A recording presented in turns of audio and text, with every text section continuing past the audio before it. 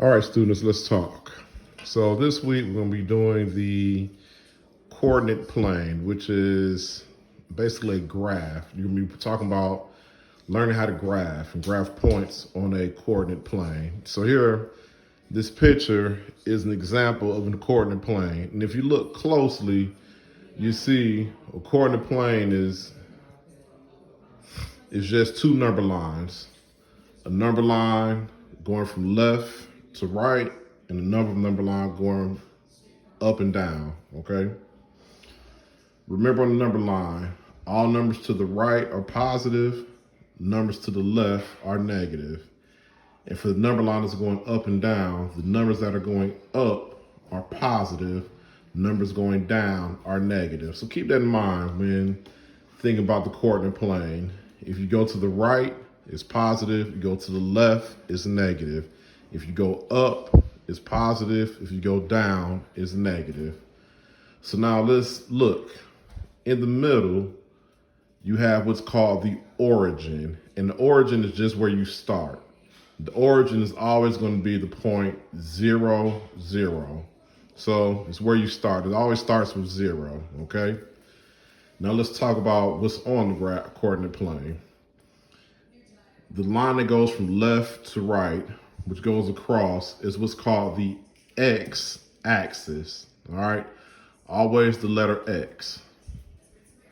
And the number line that goes up and down is what we call the y-axis, okay? So remember, left to right is X, up and down is Y, all right? Those are your two lines, X and Y.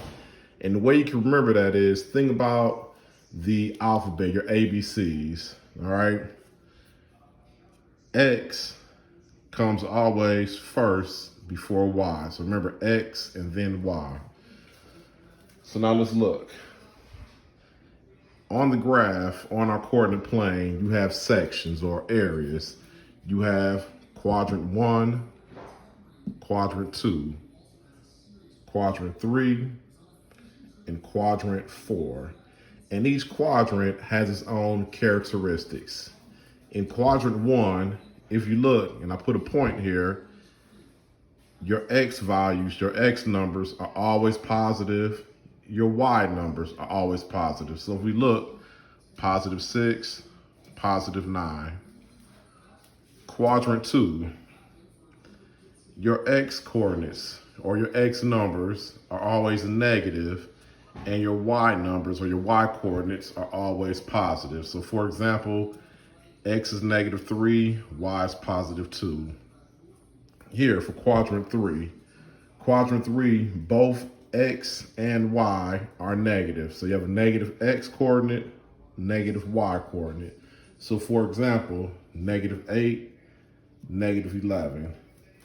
And when you come to quadrant 4, you have a positive X value followed by negative Y value, or excuse me, positive X coordinate and a negative Y coordinate. So for example, positive 4, negative 4. Now, when you're trying to determine how to put points on a graph, just remember left or right, then up or down.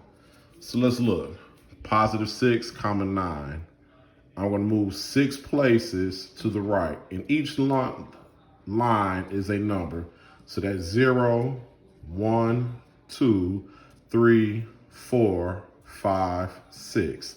So I move 6 to the right, and now I want to go up to 9, because remember up is positive. So 1, 2, 3, 4, 5, 6, 7, 8, 9. So positive 6, positive 9. Here, negative 3, positive 2. All right. Remember, negative X moves to the left. So here's 0. We're going to move to the left 3. 1, 2, 3.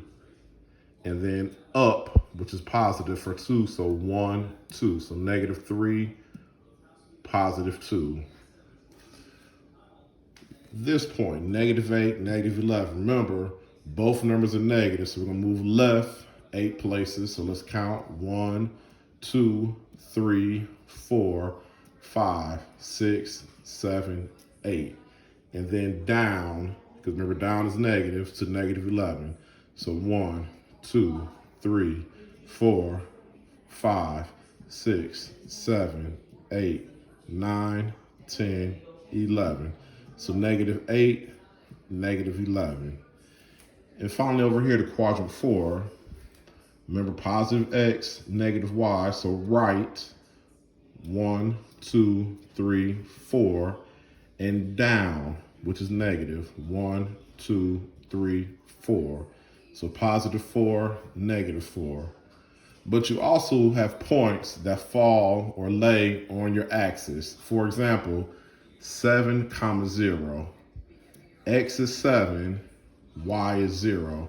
That means that point is on the x-axis, not above or below it, but it's on the line. So positive 7, 0. And if it's on the x-axis, just remember y is 0. If you look, if the point falls on the y-axis, your x-coordinate is 0, and your y-coordinate is going to be the number. So for example, 0, negative 10.